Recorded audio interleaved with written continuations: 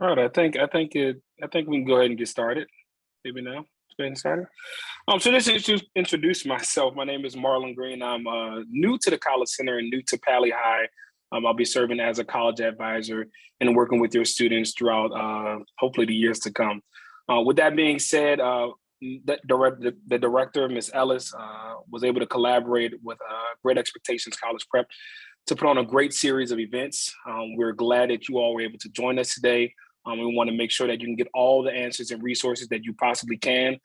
As much as we love and appreciate all of your students, we know that we cannot do the job alone. So having these resources and these webinar series and the folks that we have logged on today are really going to make sure that we get your students in the right place, in the right position to succeed in the college application process and beyond.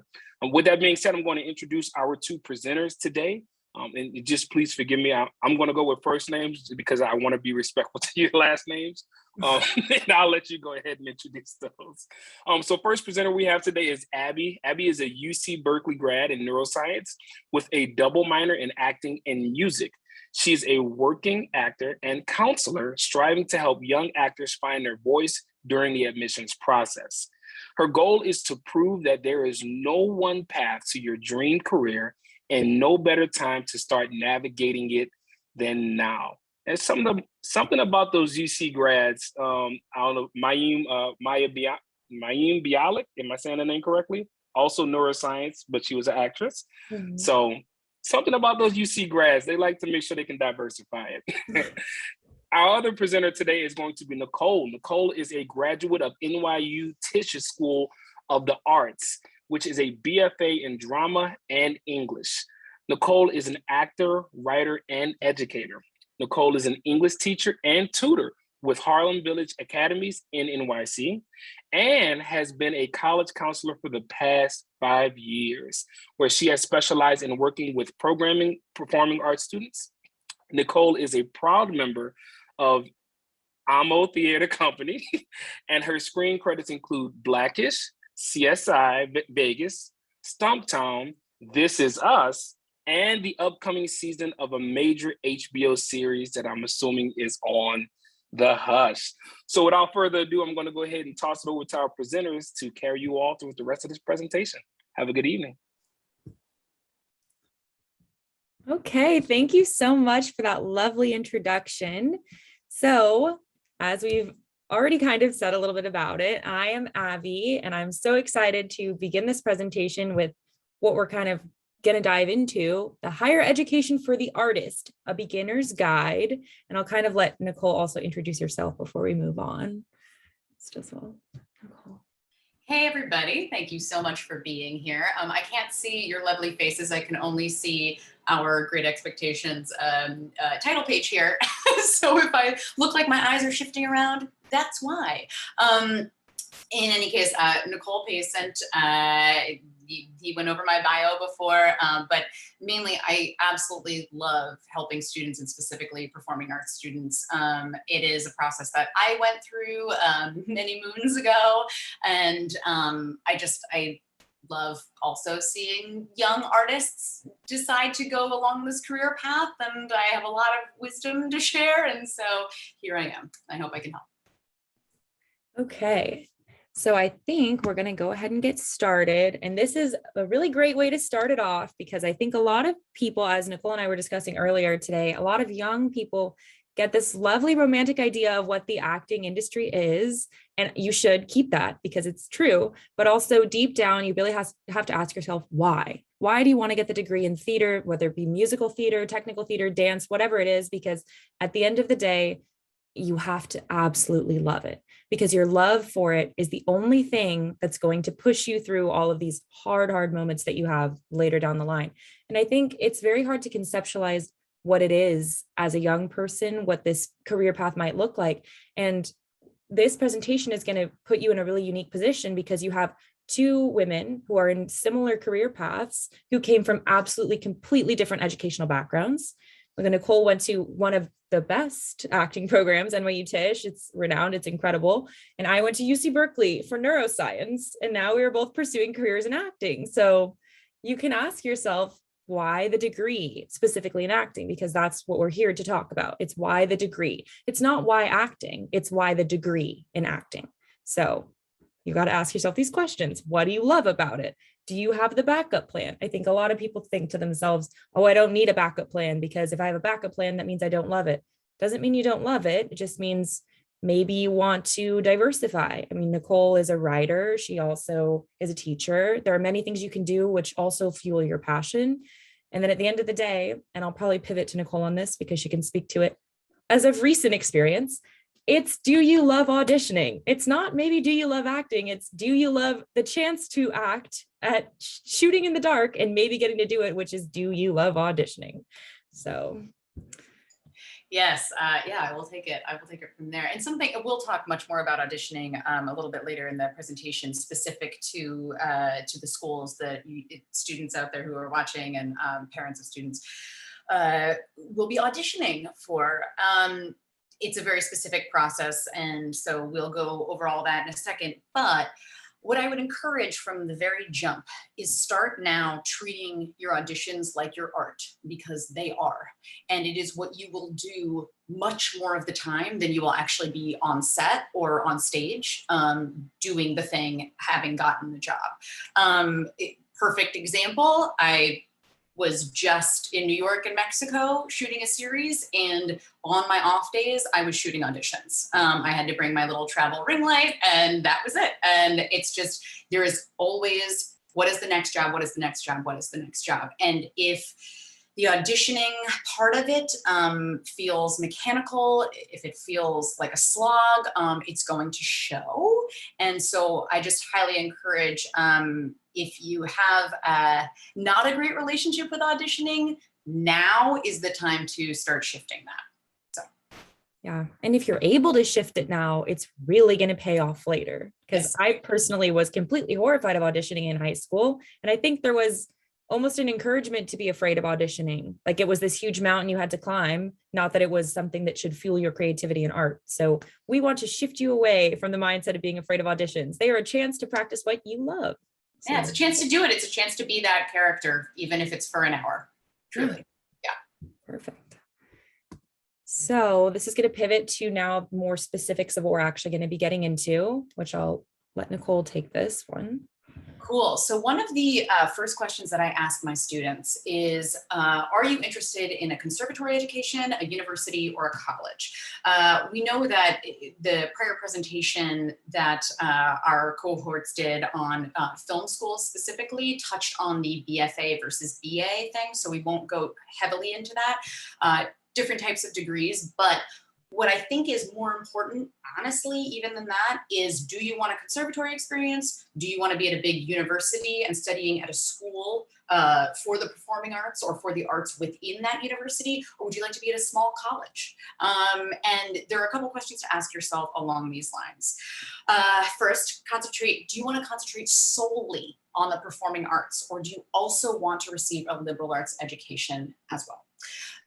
This is something I would say the vast majority of my students want a liberal arts education as well. And I think I'm probably preaching to the choir with the parents here, that often the parents are pushing for a liberal arts education, not only obviously to have to be well-rounded as an individual, and I really can't say enough about that, but also because, you know, there is such a thing as a backup plan, and having a liberal arts education does allow you to explore a little bit what your other passions might be that you can do in conjunction with acting while you're hustling, right? So the things to consider is, do I want a backup plan? I think the answer to that should be yes.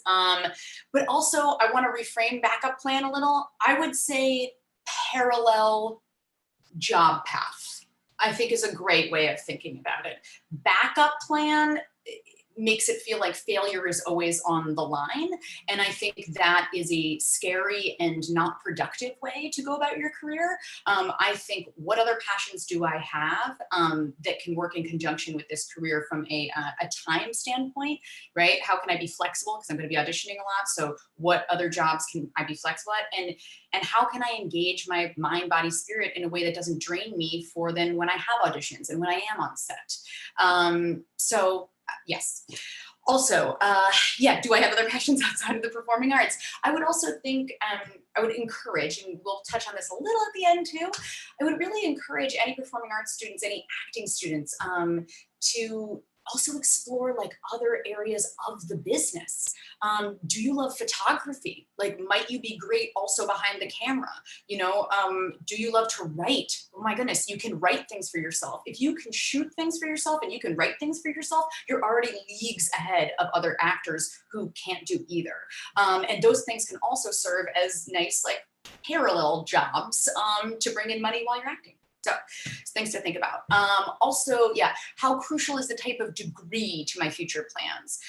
I find, frankly, that I don't know if there's anybody in an audition that has ever asked me, why did you get a BFA instead of a BA?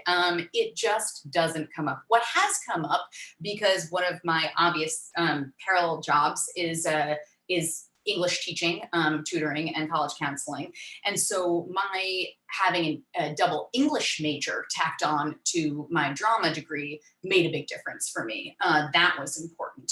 But the fact that it was a BFA versus a BA, I don't think anyone has ever cared about that at all.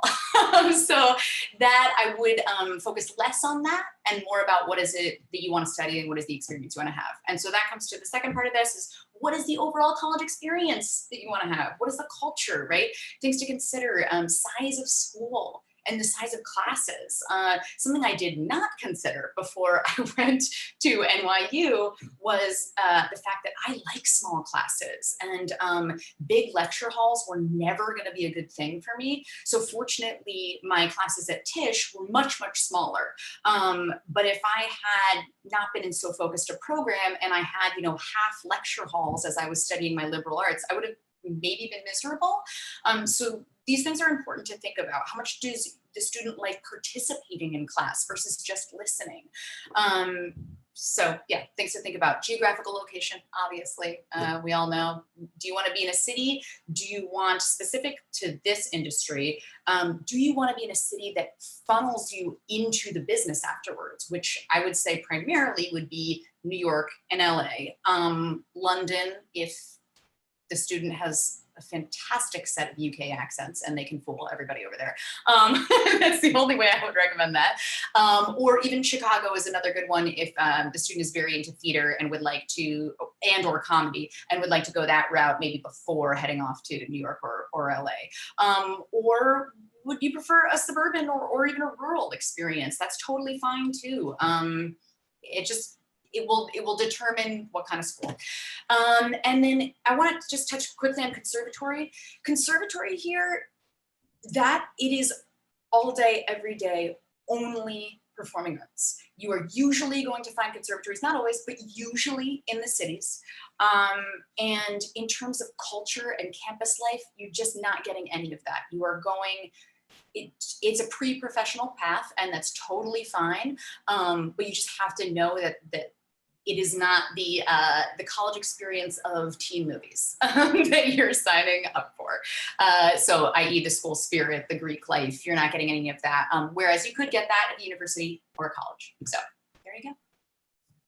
Wonderful. I'd like to add just like two little things. First thing, that we'll be taking questions throughout the presentation. So just go ahead and put them in the chat box and then we'll get to them at the end. So if you have questions and you don't want to forget them or anything, just put them in the chat so that you don't forget. That was the first thing. And then second thing, because this is how I felt in high school. If you know that you love acting, performing, any part of it, but you just aren't sure what that means or what you're going to do with it, and you're like, I don't know if I can commit to a conservatory, or my parents are telling me that I should also get a degree because I'm good academically, or any of these fit into your general box, then don't be afraid to pursue something. And you can change your mind, or you can change your degree, or you can still pursue acting later. And it's not like you need to know all of these things right now, I guess is my point, because I felt like I needed to know everything right when I applied to schools. And if I didn't do one, nothing would work out. But like Nicole was saying, you go into a casting office and they're not looking at your resume like, oh, what was your GPA at Tisch? Like they don't. No one asks about it. And so when you're in the midst of this college application process, it's so stressful because you think, oh, if I don't get into this school or this school, if I don't go here, like it's never going to work out for me. And You just don't know, because every path for every actor, it's got to be one of the most flexible possible career paths. And every single path is so unique that there's no way to measure it for yourself. And you can't count yourself out. No matter what you do, it's going to work if you want it. So that's my 2 cents on that. Choosing a school. Okay. So pivoting from that, it's actually very related. My senior year, I was applying to mostly universities. My top choice school was Stanford. Did not get into Stanford, but I also attended unified auditions because I told my parents I wanted to go to a conservatory, which was very out of pocket because I was also applying to mostly universities. So I applied to a mix of universities for academics, and I also did conservatories for musical theater, which these two worlds do not really go together. And in retrospect, if you're going to go to unifieds for musical theater, that needs to be what you're doing because it is a very intensive process. But for those who are committed and are interested in the unified auditions, what it is basically is a bunch of conservatories and universities for musical theater, dance, and acting come together for these dates in these 3 different cities. And we're lucky because we have Anaheim very close, really nice. And it's in the spring, right? It's nice. But they come together, 27 different schools, and it's a wonderful chance to meet all of these different people from the admissions, all these other student actors, and you prepare and you audition in one place at one time. And it's 3 days and it's extremely rigorous. And I did my unified auditions in Manhattan, and it's a great experience because it really shows you what it's like to audition if you've never been in that stressful of an environment. And they have open dance calls, and it's especially for musical theater, it's everything all at once, and for straight acting too. And you really get to see what it's like to have to work on your feet and work with live direction. And as far as I know, as of right now, the unified auditions for 22 are in person. So that is a really good way if you're interested, and you can definitely ask us questions about it too. But if you're considering doing conservatory style for musical theater, dance, or theater, signing up for unified auditions, because you can get all your schools at once and not have to visit each individually. Save yourself some money and get that experience. There we go. And then I wanted to give a little, just so this is more specifics getting into it. So one of the schools, this was the school I wanted to go to, BOCO, which when I auditioned for BOCO, it was not with Berklee School of Music, but in 2016, they merged together, which is amazing. So if that's a school you're interested in, you could definitely talk to me about it. But so, for example, when you're applying for a BFA musical theater, theater is the same way right now, as I'm sure many of you are aware. There's a pre-screen and there's a live audition, and the live audition can take place either, like I was saying, at Unifieds in one of those 3 cities, or it can take place at the actual campus of the school. But the pre-screen, and all the schools are doing pre-screens right now, it would be an intro video, 2 contrasting songs, one being from the classical musical theater period and one more modern, one upbeat and one like longer tempoed, and then a monologue, and then what we call a wild card, meaning you could do spoken word, you could do stand-up comedy, you could show them dancing, you could show them a piece of art that you worked on. It's really kind of a fun section. And then when you pass the pre-screen, you're then invited to a live audition. So we just kind of wanted to outline what a general requirement looks like for those who may not be familiar with it. And it's not to intimidate, not to scare, it's just, these are the general requirements. But for those interested in conservatory, anything like that, I'm sure it's not too out of the box of what you're already working on. So general requirement. And then I'll pivot to Nicole, who will get kind of in depth about the fun part of picking your monologue specific to acting. Yes. So this is an example, as you can see, from Juilliard. And Juilliard is going to be the most rigorous that you're going to see just from the acting standpoint. So, don't let this scare you. These are 4 monologues that they want you to prepare, whereas most schools are going to say 2. But the caveat to that, always have 4 prepared. Always have 4 prepared regardless, because they might say, hey, you know what? We liked seeing your, Juliet audition, but do you have another Shakespeare audition? Do you have another Shakespeare monologue in your pocket? You really want to have those backups because you just don't want to be caught, unprepared. And yeah, it gives them a chance to see another side of you. So I would say this is a good template for what to prepare regardless. You just might not have to actually perform all of this. So here we go. You're usually going to have 1 or 2 classical and contemporary monologues. That's very, very standard. It is rare to see a school that does not require a classical monologue. They are out there now. Some of them are dropping the classical monologue requirements, but it's not a huge thing yet. So in this case, one Shakespearean monologue and one in verse, which could be Shakespeare. So the first playwright that comes to mind is Moliere for me, who's a classical playwright and very much in verse, but not Shakespeare. You can also look at Greek tragedies. There are several classical pieces outside of Shakespeare.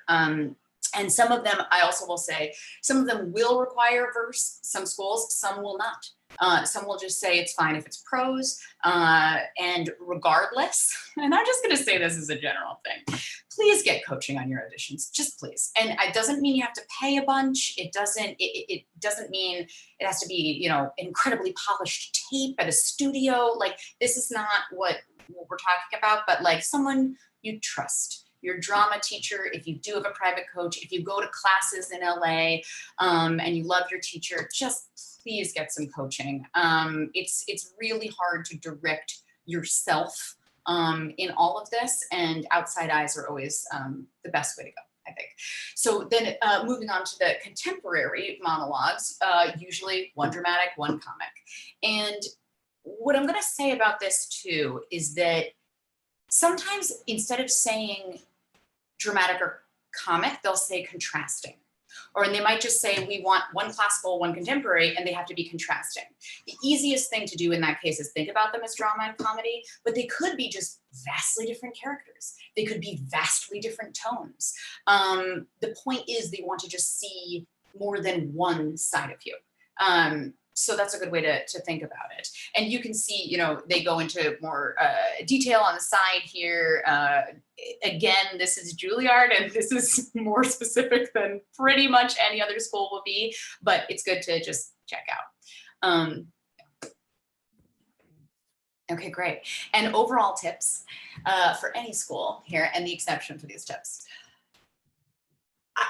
Okay, I highly recommend looking at age and type appropriate material, but more important than that, experience appropriate. Because let's face it, not every 17-year-old has the same experience by far and away. But, you know, because in high school and before that, you know, we're all pulling, like any drama department is pulling from only teenagers. A lot of teenagers are gonna end up playing, you know, 80-year-olds. Or, you know, or someone dying of cancer or something like that. And it's so far from the actual student's experience. But then say they have a monologue from that play and they're like, yeah, I'm gonna use that for college. I would discourage that, only because there is only so far that you're gonna be able to convince these people that you can play an 80-year-old at 17. So just general things to keep in mind. If a monologue jumps out at you that is just so resonant with your own experience, your own emotional experience, your own life experience, your familial experience, whatever that is, I would gravitate toward that. And I'm gonna skip ahead just one here. Gender bend. It doesn't, oh no, sorry, go back. One note, sorry. Gender bend, right? So something beautiful right now is that we're really not tied to, you know, women having to do female monologues and men having to do male monologues. And it's all gotten muddy in the best possible way. And now there's so much more material available to everybody, especially women, because it's traditionally harder to find great material for women. So if a monologue that's a different gender than you are resonates with your experience, go for it. It doesn't matter. It's wonderful, and it's probably different than how they've seen it done before.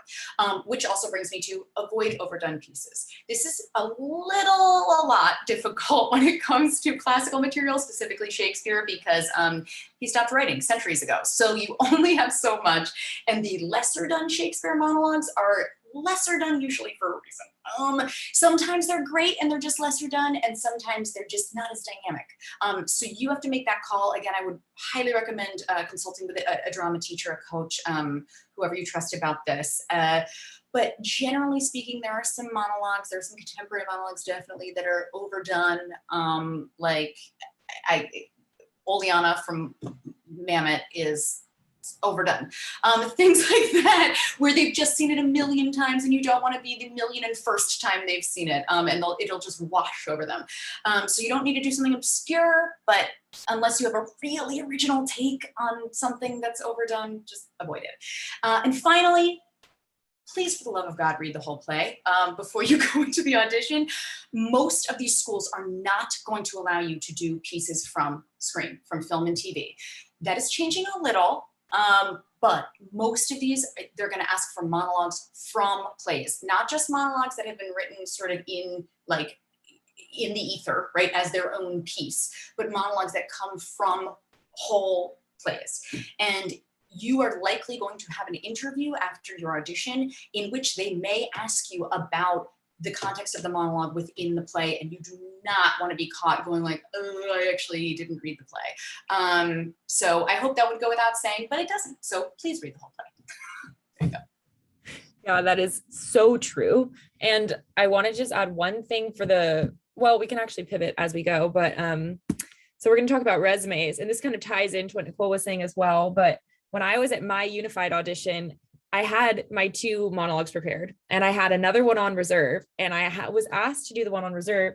And then I was asked to perform a monologue from a role that I had listed on my resume. So my tip and trick is that if you're going to list roles on your resume, maybe just have something from each of them, because directors and admissions counselors, they don't care. They will ask you if they're interested in you. They will ask you anything and everything. And I've been asked about the play, like all of it. They're really, if they want to grill you, they will just go for it, because they want to know, because they know that a lot of students are just not prepared and they're interested. Oh my God. And if I may add to that, and this is actually parlaying perfectly into resumes. Don't put something on your resume under special skills unless it is a real special skill. I would say especially with instruments, because sometimes they will ask you to bring instruments if they're on your resume, and accents. If you did an accent 3 years ago for a play and you haven't practiced that since, cannot go on your resume, because they have been known to ask you to do it on the spot. So make sure that anything under special skills, you can do it immediately right there. Yes, absolutely. And reminder that, as we'll explain, special skills are things that you can do in the room. That's a special skill. It's not like something random like modeling or writing. Like, we understand that these are talents you may have, but if you can't do it right there in front of these casting directors, we wouldn't consider that a special skill, if that makes sense.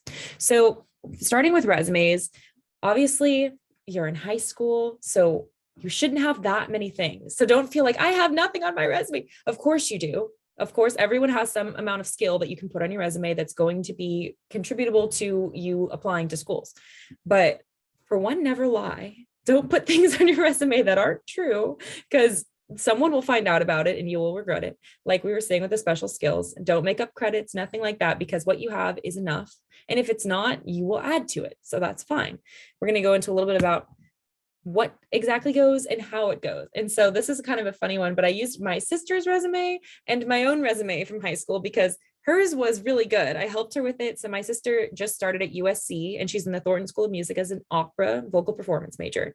And then my resume from high school, which was just me doing it myself, which, as you may see, is including some amount of extraneous detail that might not need to be there. So we will go over these. So my sister's, and keep in mind that this is a little more specific to voice. So she has a bit more voice, but if you were in theater, this would just change to, TPS MEA theater instead of choir. So same situation, but we have experience. And the first thing you want to do is you want to note your theater experience, because that's why we're here. And you want to have 3 different columns. It wants to be easy to read. We don't want distraction. We want to know who you are, what it is you're doing. And I want it to be short, concise, never over a page. And I just want it to tell me the information about you in an easy to read way. That's all it should be. Nothing extraneous, nothing that you did when you were 5 years old. Let's keep it pretty recent. My sister did do all of these shows in high school. So I was like, I guess we should include all of them, but she did a lot of musical theater. And then you have the name of the show, your role, and then where you did it. Unlike my resume over here on the right, where I was putting the name of the show, the year, the role, the place I did it, and then the director. don't include too much information. They don't need to know the director of my high school. That's not information the people at Boston Conservatory care about. It doesn't matter to them, right? Also, you don't need to put in the years for the 4 years you were in high school. Also, not extremely relevant. So those are things to maybe avoid, because if it takes you a long time to even discern the information for you, it's probably something you shouldn't put on there. Also, I would in general not put too much information about yourself if it doesn't help you as an actor. For example, if your GPA and class rank is not the best thing about you as a performer, you don't need to include it, because that's not paramount to your application. Would be my general 2 cents. Because I put my education, my sister did not put her education. Didn't seem to matter. She still got into the school she wanted to go to, but they're not accepting people based on their SAT. They don't even take test scores. So it's kind of dependent. And then as far as training, this is the other discrepancy I wanted to point out. So training, you've got what the training is, the teacher, and then the location/year. On my training, I have what the type of training is, and then some sort of long sentence explanation that's separated by commas. Very confusing to read. So just double down. It should be easy to read. It should reflect you, and it should be short and concise, never over a page. Any questions can go in the chat. I also will add just quickly to that, since we are in LA, it's probably common that students are going to have some film and TV, even if it's not, and I say film, I mean like this could be a student film. This is, I don't mean, whatever, it could be a web series. But if you want to put, film/TV/web series, if you have enough that you want to separate those 3 into different sections, go for it. But you can, generally speaking, do theater and then, film/TV/web series.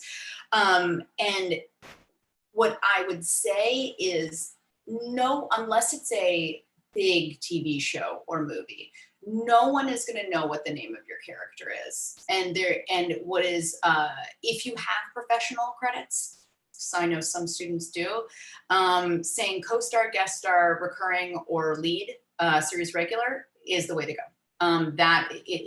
They don't need to know the name of your character. That tells them plenty about how much experience you have. So, yeah. Now we're going to do a similar thing with headshots. Oh, here we go. Yes. So the headshot, I think Nicole and I will both kind of take this one, but we're going to keep in mind that this headshot is specific to your theatrical college application and audition, because there are lots of different types of headshots. Obviously, there are commercial headshots, professional headshots, but I think the number one thing here is that you need to invest a little bit of money into getting a real headshot, because as we see on the left here, we have this lovely young woman who is clearly posing for a photo, but the lighting is not great. You can't exactly see what she looks like or what she's doing, and she's not really telling us much with her facial expression. So we would say this is not maybe the best possible headshot option. Then we have 16-year-old me, which I'm saying is okay, but now looking at it again, also not great. It's okay, but it is a little commercial. We're looking for something a little more theatrical. Would you agree with this, Nicole? Yeah, I mean, here's the thing. It's like, I have mixed feelings about this. I was just saying to Abby before we started that professionally speaking, they're getting much more lax about what these should look like. Yes, you should have your headshot that is, the typical dramatic one that we're seeing on the right with the blonde girl here. But more than anything, they just want to see your personality. So I would say, Abby, that's actually a lovely picture of you, in that a lovely headshot, in that I see your personality. The only thing I would say about it is that you're probably going to be reading very cutesy immediately to your auditioners. And so they might be just expecting one thing from you, versus the one on the right where it's a little bit of a mystery. Like, we're not sure. We think maybe she could do a bunch of things. So that's why I would say I would veer a little bit more toward that. But I do see a lot of personality in you, and you are someone that I would like to get to know based on that. So I wouldn't say it's bad, if that makes sense. Right. So at the end of the day, it's how do you want to be represented? That's what the headshot is, right? And that's up to you. So also go into your headshot session, or whoever's taking your photos, with that in mind, with your makeup the way you want it. If you want to wear makeup, and I would recommend at least some makeup. Do your hair the way you want, plain colors, all of that. And feel free to also ask questions on the headshots, specifics of the headshots. Okay, dance. Okay, so I'm taking over here. So in terms of dance majors, there are a lot of similar questions that you want to ask, harkening back to the conservatory versus university versus college. So, flip back to that part of the presentation in your mind in terms of what is the experience that you want, et cetera, et cetera. Same questions that you would ask for as an actor, but more specific to dance. You want to ask, what type of dance are you most interested in pursuing, right? Dance, unlike theater, it's like, or acting, you're basically like, do I want to concentrate more on musical theater or straight acting? And then that's kind of where you're left. But with dance, you've got so many different options, and of course, different schools are going to specialize in different things. And so you really have to ask yourself, what are my genres? What are my types of dance, and where do I want to go with my career? So, do you want to be a dance company member? Do you want to be a backup dancer for performing artists, right? Music videos, tours, etc. Commercial dancer in TV and film, Broadway dancer. All of these are different career paths, and different schools are going to cater to different things.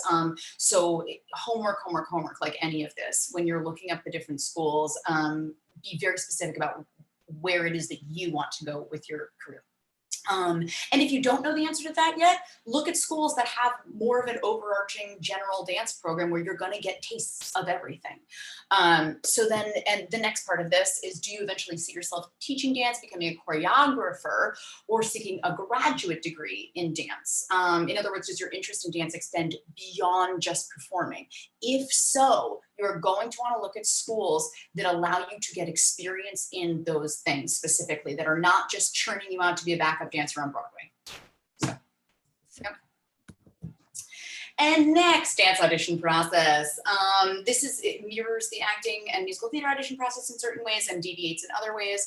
Again, every school is going to require an audition with different components to it, but typically you're going to have your pre-screen. Right, so that's done via tape.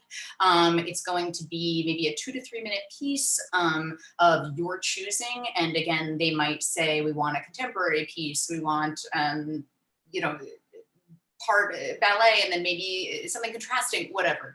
The requirements are going to be different, but if you work with a dance teacher or choreographer that you love, and if you feel like choreography is not maybe your forte, try to work with them to choreograph something. Or if you've done a dance for a competition or with your troupe that you absolutely love and you feel like just really shows who you are as a dancer, use that. Just make sure it fits within the time limit. Then if you end up making it past pre-screens, you have an in-person class. Again, this is COVID restrictions pending, of course. But this is where, as you can see in the picture on the right here, you're going to be given a combination with other students who have made it past the pre-screen process, other applicants. They're going to give you a combination. They're going to maybe put a little number on you, or you're going to have your name or whatever it is, and they're going to bring you in groups, in small groups, and watch you. And it will usually be in front of a panel of people, of faculty. You also are going to have an in-person solo performance. This will likely be something different than what you did on in your pre-screen tape. Again, a 2 to 3 minute piece that's an original choreographed piece. Again, you may be asked to choreograph it. Likely, they'll just say whatever piece of your choosing, so you can work with somebody to help you on that. And then an interview. So again, like acting, you're going to get interviewed, and these questions can be anything from, why do you want to go to this school specifically? What are your career goals? How do you think of yourself as an artist? Like, why do you think dance is important in the world? I mean, so we're talking these interviews, you want to get really specific. I would say the same thing with acting. Really specific about, like, not what you think they want to hear. I just, please never think about that, because it's, you don't know what they want to hear. They want to hear you and who you are. But I would really encourage you to think not only specifically about why this school and why the career path that you're choosing, but also who are you as an artist? These bigger sort of existential questions about art in the world. What do you think the purpose of art is, and why do you think it's important to dedicate your life to it? Those are really good questions to prepare beforehand. And then finally, most schools will also require a portfolio. This would include potentially a headshot and action shot for dance as well, possibly a tape with another genre of dance that they didn't get to see in the pre-screen or in person, maybe even a little interview bit about yourself, a question they ask that you have to put on tape. Yeah, there you go. Perfect. Okay, so we're kind of moving right along, and I want us to have time for questions at the end. So I promise we're almost done. But this brings us to, what should you be doing right now? So it may seem like we've thrown a lot of information at you, but at the end of the day, there are a lot of things you could be doing every day, every week that are fueling you towards this goal, right? I'm sure a lot of students are taking lessons, acting lessons, singing lessons, but just participating in class at school. Are you in a theater class? Are you in thespian society at school? Are you auditioning for plays at school? There are so many opportunities, and Pali is a wonderful place to be. There are so many opportunities even in your own backyard.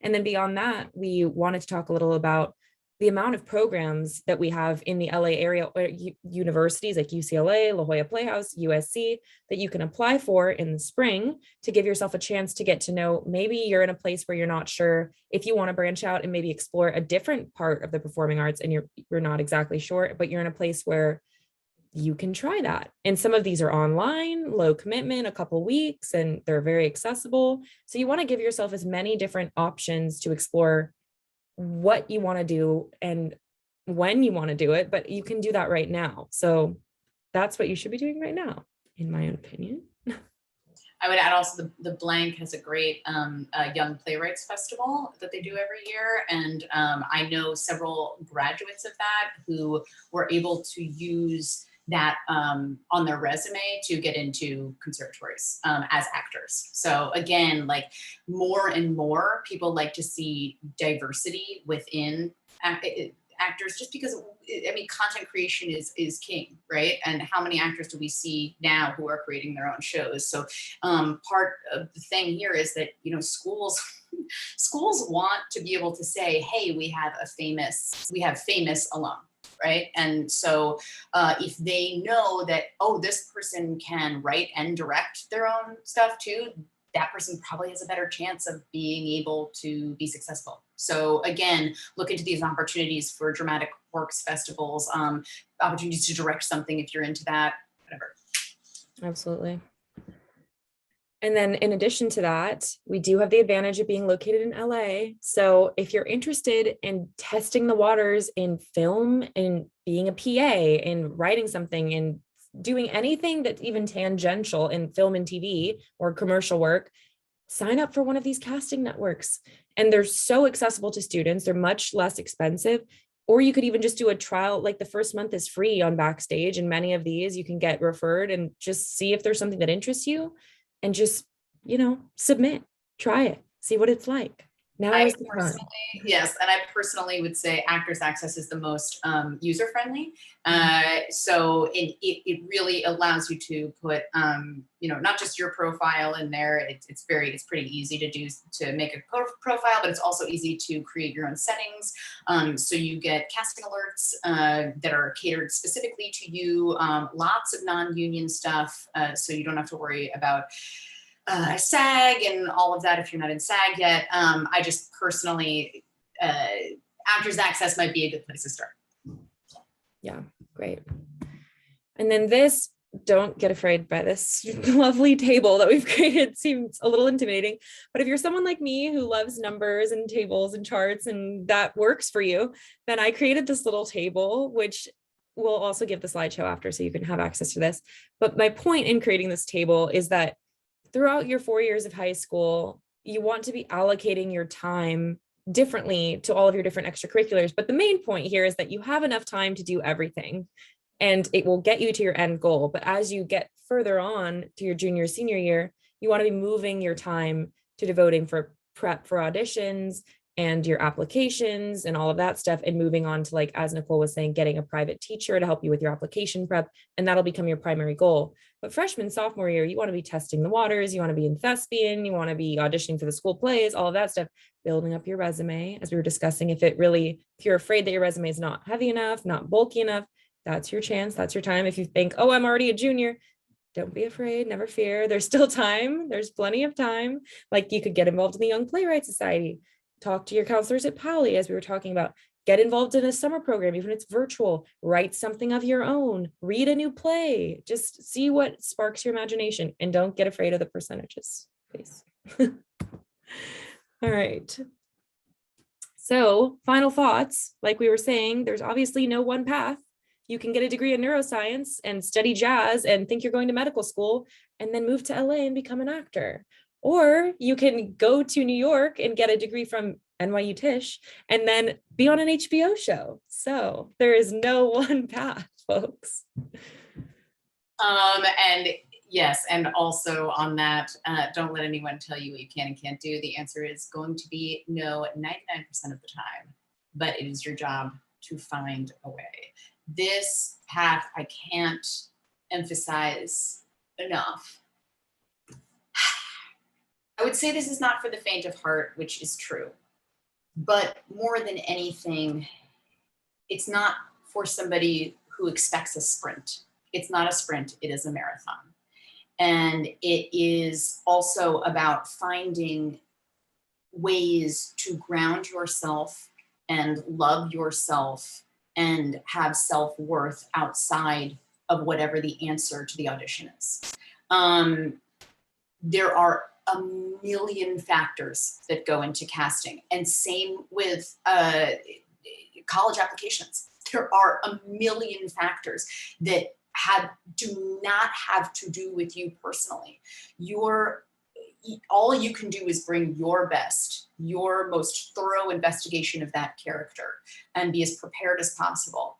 And after that, you have to let it go.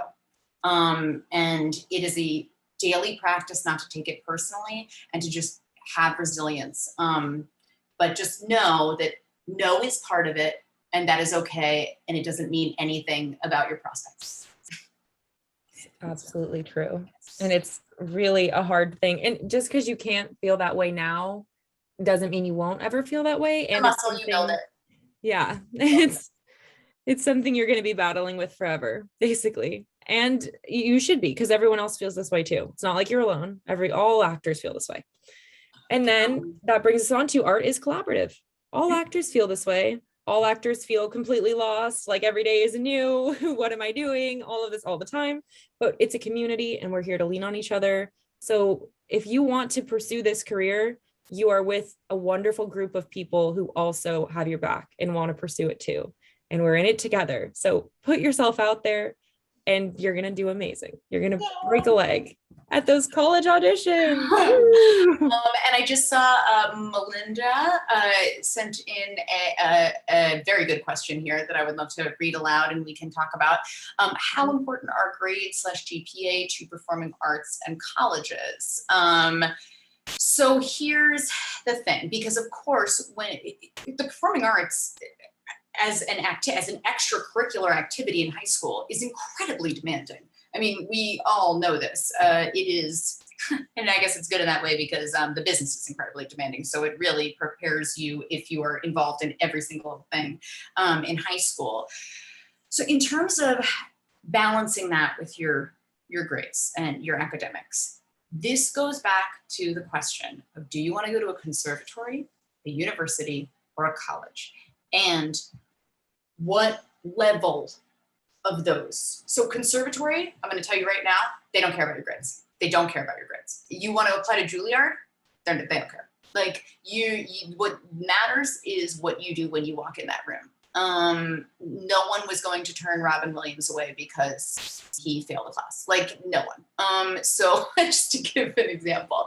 However, we mentioned in this presentation, NYU, USC, grades matter. So your test scores, I will say, your grades and your test scores matter slightly less than the average student. So you can get away with a slightly lower test score, slightly lower GPA, if you're an awesome actor or dancer. However, all schools are interested, all schools, any major universities and colleges are interested in their statistics too, right? They have to report of, we only accept, XYZ test scores in this class, et cetera. And they want you to be able to fit into that. And so, yeah, you might be able to be on the lower end of their range as a performing artist if you're really great. But yeah, point is, how important is the liberal arts part, and how important is the name of the school? Because there are also great schools that are, universities and colleges that aren't as hard to get into as NYU and USC, whose academic requirements are slightly more manageable. And that is fine, it's wonderful. You can still get a fantastic education there too. Just know that if you're shooting for the NYUs, the USCs, that's what you're looking at. Mm-hmm. Yeah. Nicole and Abby, I wanted to make sure you saw there's a question from Mickey in the Q&A about the pros and cons of a dual degree at a conservatory or college. Okay, the dual degree at a conservatory is not really a thing. So if, a conservatory, you're going for the one thing. There are probably programs at, say, Juilliard and perhaps some other conservatories where you could study, say you're going for acting and you wanted to take some sort of concentration also in. It's usually 5 years too. Yeah, it adds time on. So that's one thing to consider, is you're definitely going to be here for longer if you're doing that. But conservatories are likely, that's not really a dual degree thing. Also, from a conservatory, you're not necessarily getting a degree, you're usually getting a certificate. That's something to think about as well. Depends on the conservatory. In terms of a dual degree at a college,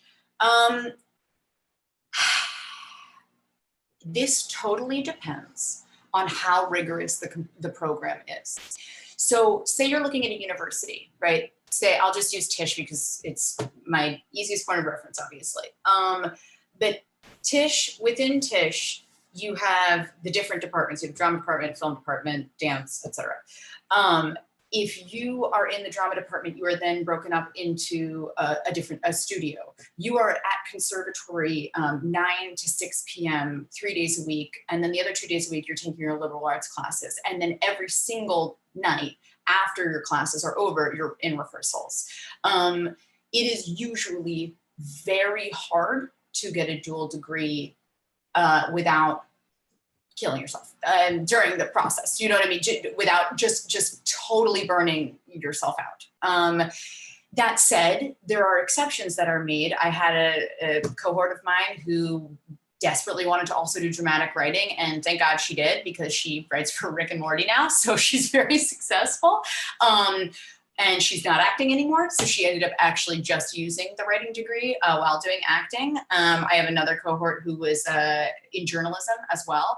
The issue with that is you have to get special permission to do it, usually, because these paths are so demanding. At a college where it's not a separate department, you just have the one college where you can pick different majors, it is usually much easier to do this. The course load is less demanding, and because it's not a conservatory level program, and you have much more flexibility. You don't usually need to get a special permission to do it. Even if it's going to take you maybe an extra summer semester or something, you're more able to at a college. So, Abby, anything to add to that? Yeah, no, I'd say that's absolutely the case. Like, for example, at Berkeley, I wanted to double major initially, but my major is what's called impacted. And you can have these impacted majors that don't allow you to double major unless it's a certain major that's tangentially related to the one that you're already in, because there's a certain amount of classes that don't overlap. So it's dependent on how many, because I would have had to take a 5th year, but I had to do 2 summers anyway. So it's kind of just dependent. But also I would say to add that if you get there and you decide that you love the major that you're in, and then you want to add another one, you can discuss that with your counselor. I mean, I intensely discussed with my counselor and figured out how to add the 2 minors, which ended up being the 2 summers because I wanted to do it so much because none of the classes overlapped. But some programs you have to apply as a double major, but if you don't know what your other major might be, you can explore and you can figure that out. And I'd say if you, in general, if you go to a university, if you went to Cal, for example, for theater, you definitely have room to do a double major. Absolutely have room to do a double major. It's very possible. And like our liberal arts college, because it's a college within a university, so that's how that's set up. The college of like liberal arts that has theater in it. If you wanted to then double major somewhere else, and if you wanted to do like an English double major, that would definitely be possible because the theater requirements at a university are much lesser than like at a conservatory. They're not making you stay in conservatory from 9 to 6. You'll have a rigorous program, but it won't be the same level of training that it would be at a conservatory. So they allow for the flexibility of a double major, for example. Yeah. And I do want to say something that we didn't touch on, but I've been asked a bunch and is relevant to my own experience too. Transferring in. If you don't know, for instance, I first applied to NYU as an English major. I literally acted my entire life. And then I had like an identity crisis, essentially. Like the beginning of my senior year. It was so much because I thought I might actually just want to be an English major and then do a graduate school for acting. That was actually what I was thinking. And then I very soon after, before I even went to NYU, regretted that. And I knew from the moment that I was in NYU that I was going to apply for transfer to Tisch. So I matriculated into Tisch my sophomore year. And I actually got only liberal arts that first year. And then I was also able to audition for plays, which freshmen in Tisch were not able to do. So there was some benefit of doing that. And then I auditioned, did the same process as everybody else. I auditioned, second semester of my freshman year and then transferred into Tisch. And with Tisch, you can do three years, you can graduate within 3 years. And then I also tacked on a summer semester just because I wanted to. But you have to look at individual requirements for each school. Some schools are going to allow you to transfer in pending audition, et cetera, but are going to allow you to, say, transfer into the School of Drama sophomore year. Likely, they will not let you transfer after sophomore year. They'll let you transfer after freshman year, not usually after sophomore year. And some don't let you transfer at all. So you really have to look into that because you don't want to take for granted that you might be able to transfer and then find out once you're there that you can't. You can't. Mm-hmm. Yeah. Thank you, ladies, both very, very much. If anybody else has any questions, you can feel free to add it real quick. We're also have been recording this webinar and it will be sent out to anybody who had registered and attended. So you'll be able to check back in if anything else comes up. You also can continue to use the Pali High Career Center and College Counseling Center for any additional resources, help, follow up. They are a great resource for you. If you would like further help from us or questions, you can reach out. I don't know if you have a slide for that or not. There we go. We've got our main email line on there as well. So we're happy to help follow up if anything else does happen to come up. But thank you to everyone for spending some time with us tonight. We appreciate your attention, and thank you to Abby and Nicole for helping all of us. I haven't seen anything else come in here, so I'm going to go ahead and end the webinar, say thank you again, and we'll talk soon.